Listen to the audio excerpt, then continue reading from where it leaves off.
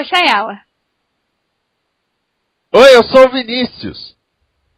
Esse é o Dois Irmãos, uma maluquice pura nos entenda na Pinel. Gente, eu digo o seguinte, eu espero que ninguém morra enquanto a gente estiver gravando este programa. Não, por favor, tá? A gente já sofreu demais, a gente já sofreu com o Nimoy, a gente sofreu agora recentemente a perda do Terry Pratchett. Tipo, não, ninguém mais morre, por favor, por um tempo, por obséquio. Calma aí. Te segura a morte. Aliás, Vinícius. Eu. Você leu Terry Pratchett? Eu acho que eu li um livro dele na escola de inglês. Porque o que eu acho interessante, eu acho legal, é no fabuloso Maurício e seus roedores letrados, é que ele tinha cenas com a morte. E segundo um amigo, tinha mais livros em que a morte aparecia. E a morte geralmente era muito legal, assim, era uma figura muito interessante, muito legal. Então eu acho que, de certa forma, isso parecia carregar um pouco de leveza em relação à morte. Então agora que ele se foi, eu espero que ele tenha encontrado a morte com essa mesma leveza. E que... Ele deixou até os tweets, né, de despedida. Sim. Bem, ele já andava bastante tempo doente, a gente já falou sobre isso no DN. Sim. Se você não ouviu, vá lá no dimensãonerd.com e ouça. Mas eu gostaria de fazer, nem que fosse uma breve consideração aqui, né, sobre Terry Pratchett, que ele sofria do mal de Alzheimer, estava muito doente, nos últimos anos já estava bem ruinzinho, então, que a minha consideração e a minha esperança é que a morte tenha sido o descanso, e que a família seja consolada por Deus e com a certeza de que, né, o sofrimento que Pratchett sofria não existe mais, mas que as alegrias dos livros dele vão continuar para a eternidade. Falou bonito. Tô emocionado. Não, mas sério, bom, além de amigo, ele foi meio que mentor do Neil Gaiman, que é o meu escritor favorito. Né? Escreveram juntos, tinham vários projetos juntos. E isso é legal, isso é muito legal. E dava pra ver muito do Gaiman pela influência do Pratchett. Olha, quem não leu Terry Pratchett, eu recomendo agora que leia. Ele é um texto muito bom, muito legal de ler, muito gostoso. Vale muito a pena. Eu recomendo a todos. Mas olha, eu tem uma coisa que eu não entendo no universo. Por favor, tente me explicar, fazer algum sentido. Por favor, minha cara irmã. Neil Gaiman era muito amigo de Terry Pratchett.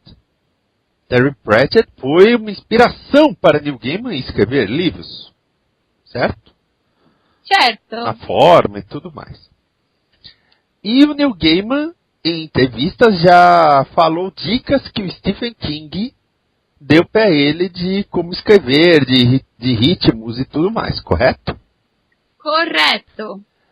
Como é que o Terry Pratchett lançava 2 a 3 livros por ano? O Stephen King já lança até uns 4 livros por ano.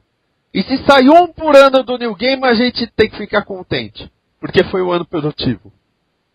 É que o Neil Gaiman tem um probleminha. Eu me lembro de ter lido, creio que foi no...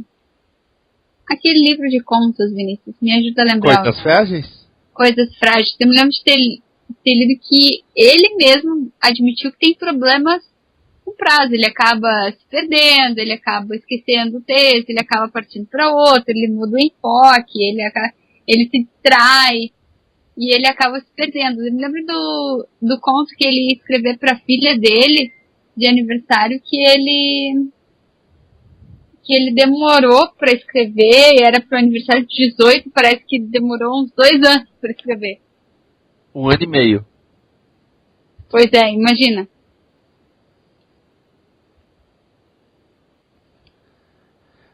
Pois é, e sabe, eu fico pensando, o Stephen King lança uns 4 livros de 800 páginas por ano.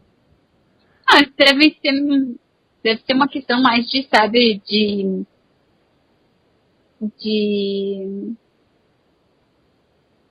como é que se diz assim, de... Maconha, não? Não, de concentração. Por exemplo, tu escreve muito mais que eu. Isso sem dúvida. Isso sem dúvida. Quando eu tô lá em um capítulo escrito, eu já tenho 20. Que, aliás... Por quê? Porque eu acabo escrevendo, aí eu deixo de lado, aí esqueço de escrever de novo, aí tu tem bastante disciplina em relação à escrita. Aliás, gente, Chayane e eu temos um projeto de livro juntos, que a nossa ideia é cada um escrever um capítulo. Eu escrevi o capítulo 1. E esse é o projeto até agora. Vamos dizer que anda meio complicado. Esse é o projeto até agora. Só que nesse meio tempo eu escrevi 2 livros e estou na metade de um outro. Ele tem... Fora o meu projeto, o meu livro solo, que não saiu do primeiro capítulo ainda. Aliás, eu já reescrevi esse primeiro capítulo. Eu escrevi e reescrevi. Aliás, recentemente, eu tive uma ideia, até contar essa história.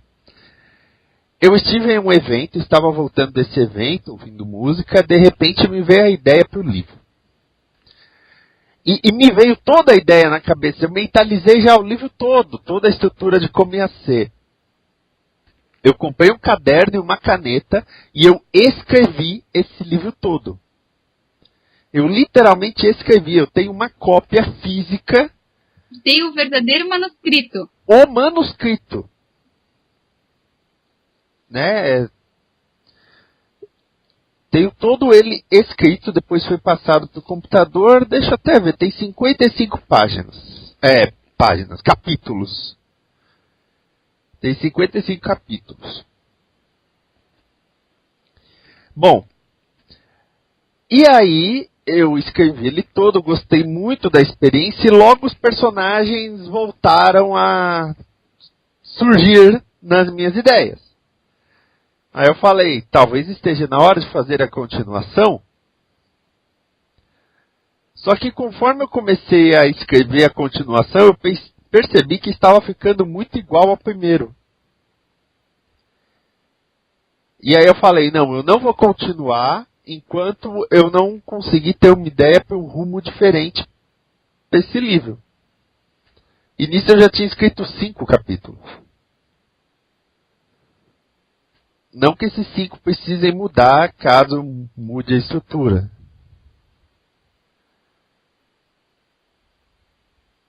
Mas eu trabalho desse jeito. Mas também, quando eu vejo falar, tive a ideia. Sério, esse que eu escrevi, eu comprei um caderno. Deixa eu até fazer as contas aqui. Eu escrevi em 2 meses. 2 meses. De 4/7 a 17/9. E na verdade, deixa eu pegar aqui, do mês 7, em julho, eu escrevi 20 capítulos. Só em julho eu escrevi 20 capítulos. Mas diga, Vinícius, para os nossos ouvintes, que estilo é a tua escrita? Depende. Depende. Assim, falando assim parece total profissional do cara, né? Não. Mas quando na verdade, isso foi uma coisa que eu vi uma entrevista do o Gamer falando isso. O Gamer falou assim, nunca comece um capítulo sem saber como você vai terminar esse capítulo. E nunca comece um livro sem saber como o livro vai terminar.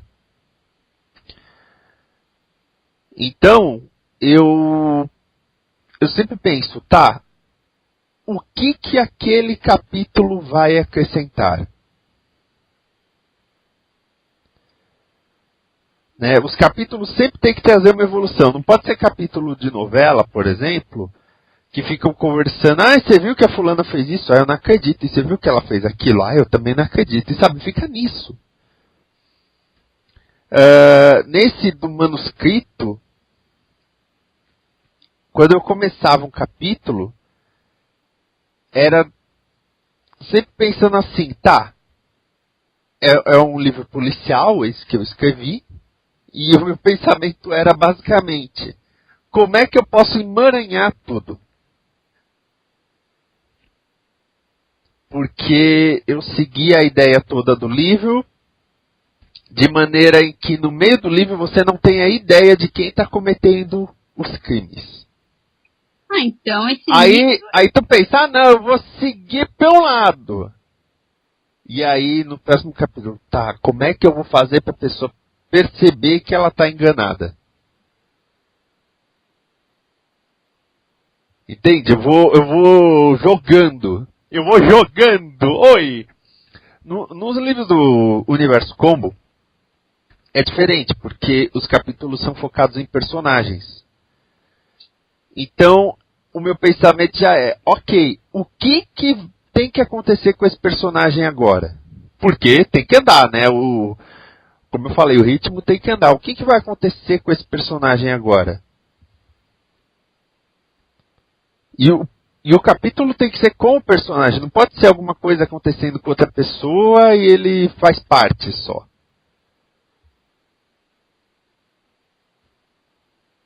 E no Universo Combo, eu não limito a cena. O que eu quero dizer com eu não limito a cena? Tem capítulos bem longos. Eu acho que o primeiro livro não tem capítulos tão longos quanto o segundo livro. Tu leu o primeiro, tu pode até me dizer do tamanho dos capítulos.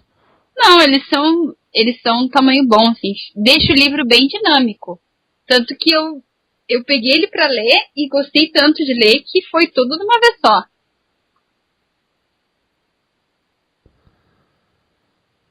Então, e o segundo, eu exploro mais isso. Por exemplo, tem um capítulo que começa com a pessoa acordando e se preparando para ir para a faculdade, aí se troca e vai para a faculdade, e na faculdade tem uma palestra, é um debate na palestra, e isso tudo faz parte do capítulo. Faz parte da pessoa, do que está acontecendo com a pessoa. Uhum. Sabe, eu quero que não haja pergunta até o fim do capítulo, ou que não haja o que ela seja respondida, a pergunta de por que eu estou lendo isso acontecendo. No segundo capítulo tem um assassino, né? Ele começa a matar vários personagens. E no começo ele mata personagens que não tinham aparecido até então. Aí você fica, mas peraí, eu nunca tinha visto esse personagem, por que eu tô lendo isso? Mas é para que no próprio capítulo haja aquele negócio que fale, ah, tá, é por isso. Entende? Sim. Eu tô me fazendo entender? Ou tá meio maluco? Meio maluco sempre. Não, é meio maluco, mas faz sentido. O Neil Gaiman falou sobre as dicas, né, que ele aprendeu com o Stephen King. Escreva todo dia. E quando fala escreva todo dia, né, às vezes o escrever não é você fazer um capítulo, mas você estruturar a sua história. Esse que eu escrevi o manuscrito, para tu ter uma ideia, como eu falei, tem crimes, é um livro policial, e desde o começo do livro eu já sabia quem tinha feito e o porquê. Foi a primeira coisa que eu resolvi. E quando a Carla Madaleno leu os primeiros capítulos, ela leu os primeiros capítulos. Ela não leu o livro todo. Ela falou, quem matou foi essa pessoa. Aí eu, por que você disse que foi essa pessoa? Aí ela, porque essa estrutura que você fez, você deixou essa pista aqui, essa pista aqui, essa pista aqui, que é pra pessoa, quando chega no final do livro, você esfregar na cara, olha, era essa pessoa o tempo todo. Aí, filha da mãe, ela sacou, olha. E sim, eu fiz isso. E aí que vem algo interessante, crianças. Chayala está com uma cópia deste livro e ela ainda não leu. Não li ainda. Ela não tem ideia do que eu estou falando. E eu já estou falando, notem, eu já estou falando que eu vou esfregar na cara dela que ela não adivinhou quem era. Vamos ver. E o mais legal é que ela não vai adivinhar. Não pela pista que eu deixo no começo do livro. A pista que eu deixo no livro, eu falei pra Carla, ela foi muito sagaz em ter prestado atenção naquilo. Foi um detalhe tão ínfimo.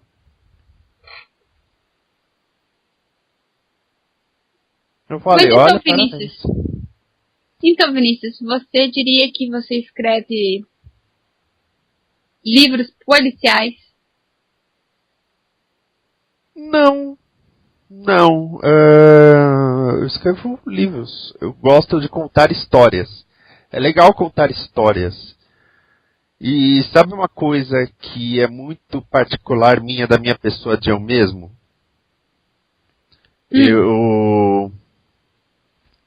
Eu gosto de me desafiar. Em que sentido? Por exemplo, eu estruturei, né, uma história policial. É até, digamos, uma história policial tradicional, mas que eu fui brincando com isso de ir ludibriando e, né, mudando o rumo, fazendo achar outra coisa, etc. Tanto que quando eu fui escrever a continuação, foi a primeira coisa que eu pensei, eu tenho que escrever a continuação. Logo em seguida eu pensei, putz, mas eu estou fazendo a mesma coisa. Sabe, eu estou fazendo a mesma coisa. Isso não vai me agradar. Porque eu não estou me desafiando. E sem brincadeira. Depois que eu percebi, se você pega qual foi o macete que eu falei das dicas do começo do primeiro livro, você começa a ler o segundo e já mata quem é o assassino.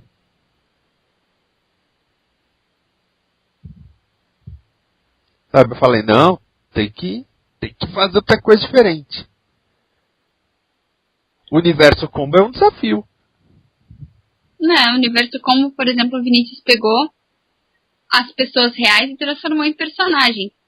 E eu vou dizer que eu tinha uma certa resistência, assim, à ideia de, né, personagens baseados em pessoas reais, mas ele conseguiu fazer a versão da pessoa de uma maneira muito interessante, de maneira com que, ao mesmo tempo que tu identifica a pessoa, tu consegue ver que é um personagem. Mas, falando de você, Chayala, tem uma personagem Chayala inspirada em você. Sim. Como que você, tipo, se viu ali? Ou não se viu ali? Ou militar ali?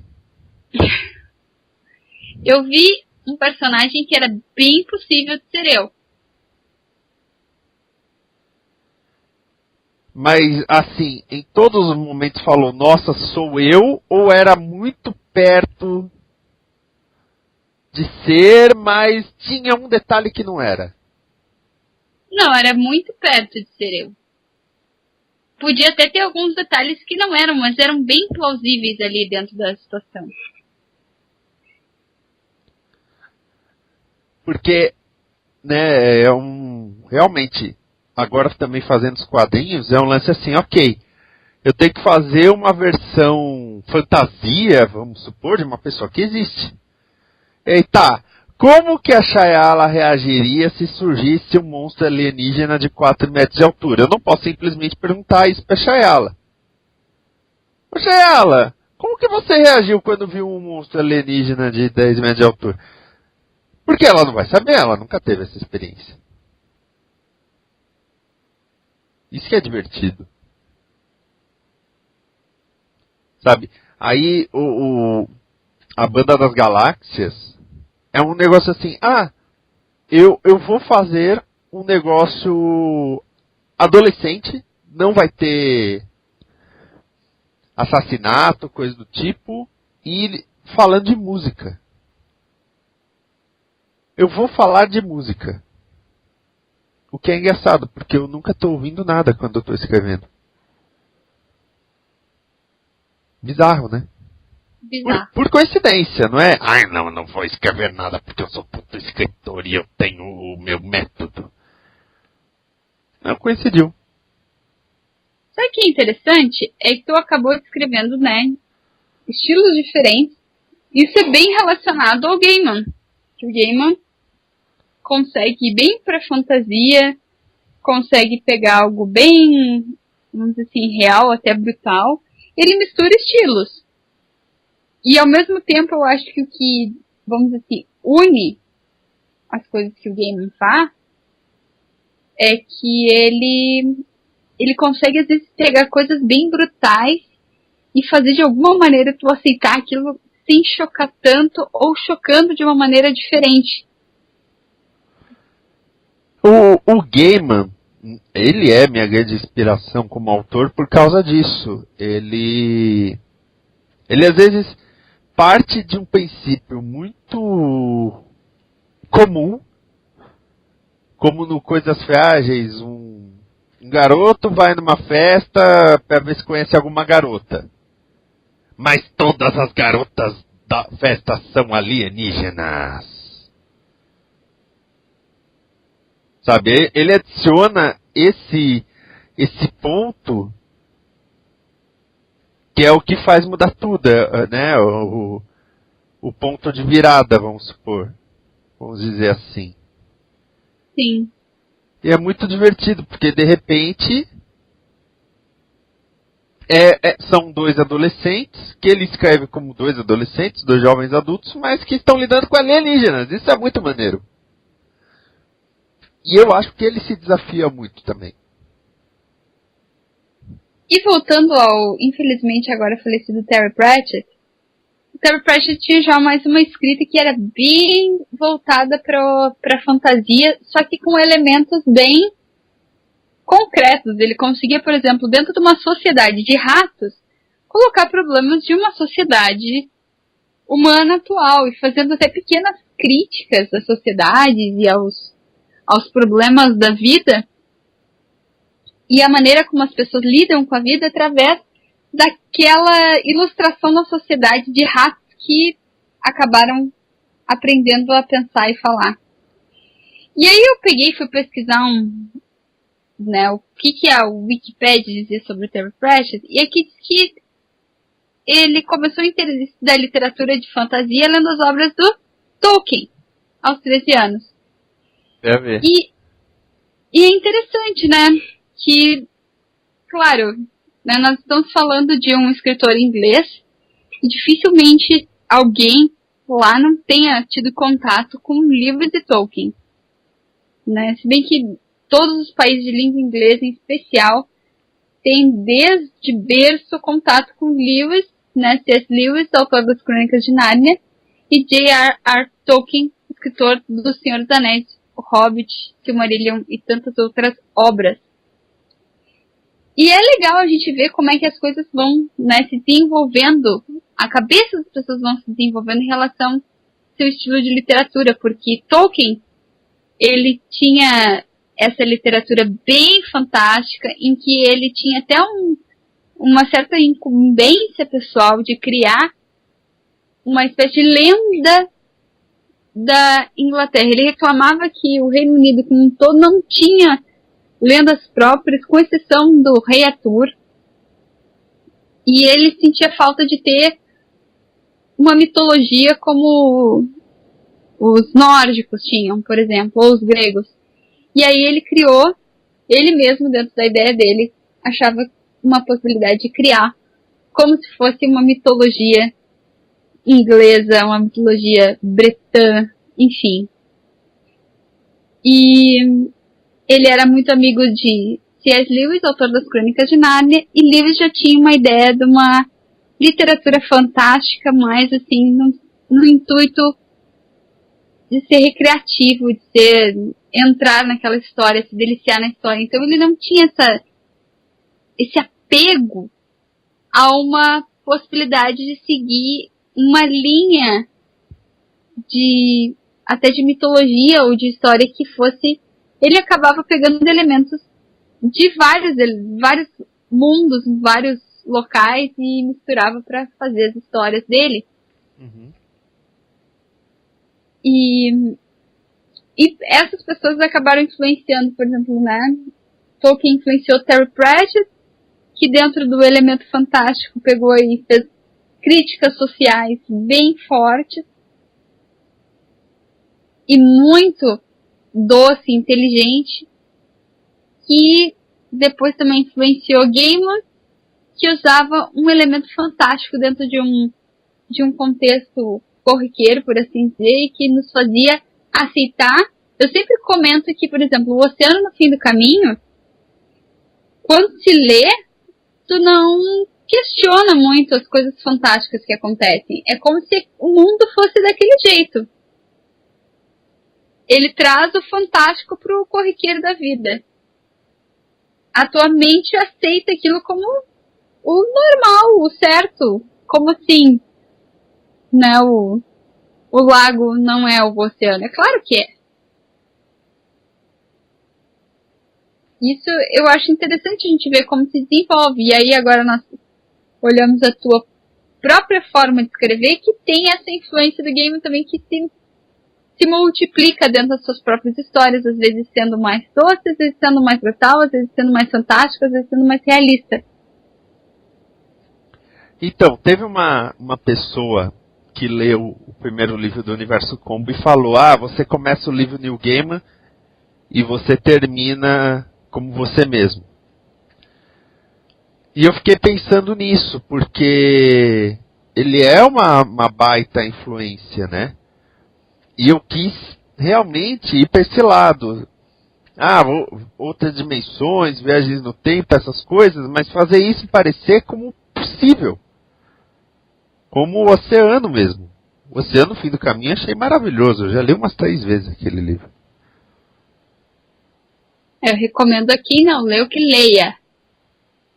Acho que é um dos livros modernos assim mais impressionantes dentro de uma literatura que é uma literatura fantástica, porém tem muita mensagem ali dentro. Muita mensagem.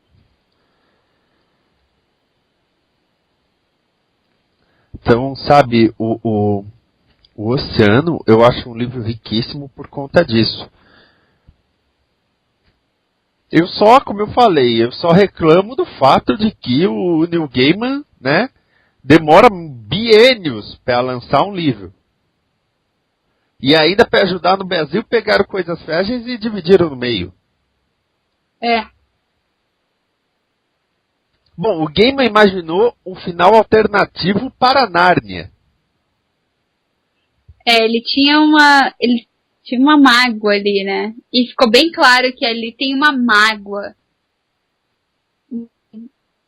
Até uma mágoa no bem momento em forte. que ele fala que ele tem uma mágoa. Isso ajudou a entender que ele tem uma mágoa. Mas isso fica bem claro no conto dele. Mas é bom a gente não dar muitos detalhes porque estragaria não só o conto, né? O fim do conto, como também estragaria o fim das crônicas, pra quem não leu. Pois é, mas foi interessante. Ele escreveu bem assim.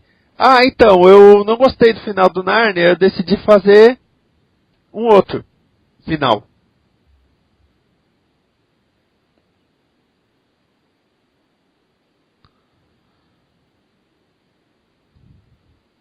Isso que é muito maneiro.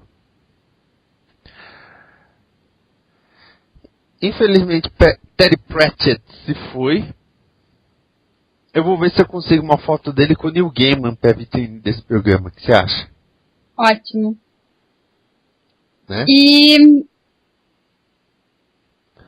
é uma coisa assim que a gente, né, fica com uma dor no coração, até porque sabe que Pratchett estava no fim da sua vida já, inclusive, pedindo. Existe um documentário chamado Terry Pratchett, Choosing to Die.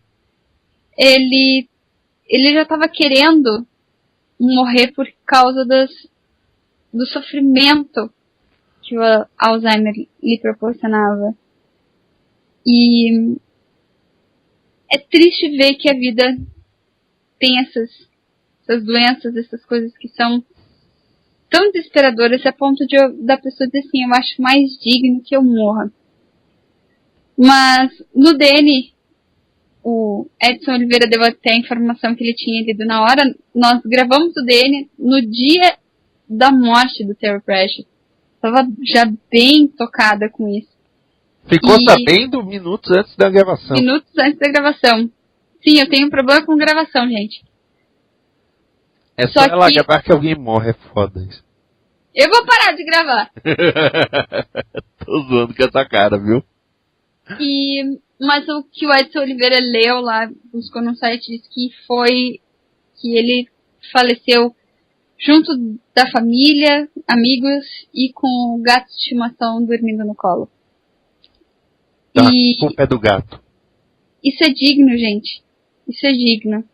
Espero que ele tenha tido a morte digna que ele merecia. É, eu também. Bom, essa é a Shayala, que às vezes de tão fantástica parece que saiu de um livro do Gaiman. E você pode encontrar lá no @Laila_Flower e também nas produções da Kombi da Isso. Esse é o meu irmão Vinícius Schiavini. Ele escreve bastante, é um excelente escritor. Recomendo a todos que não leram nada do que ele escreveu que corram. Já demos várias dicas aqui para ler a Banda das Galáxias no Wattpad, então vocês podem ir atrás. Então vocês podem procurar a Banda das Galáxias no Wattpad mesmo. Vejam o que ele escreve no blog dele, no cupulablog.com/esquias, no Twitter, @esquias e nas diversões lançadas pela Kombi e pela Isso. Então, tchau. Olha, Shayala. Olha. O programa dessa semana acabou. Mas Acabou? mas dá pra ouvir outros, ó, que estão aparecendo aí na tela. Olha só que legal! Nossa, esse aqui é ótimo. Esse aqui é ótimo. Esse aqui também é ótimo. Não, nem tanto. Não se empolga também tanto assim. Então, assina o canal e ouve os outros programas também para conhecer dois irmãos. Uma loucura. Isso é legal. Isso é legal. Isso é legal. Isso é legal.